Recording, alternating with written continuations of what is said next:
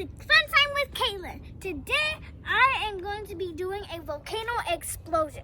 All you need for this explosion is some baking soda, vinegar, and you can also add some food coloring and glitter for fun functionality.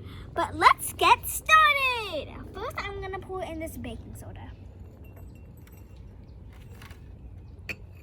Then I'm going to add the food coloring.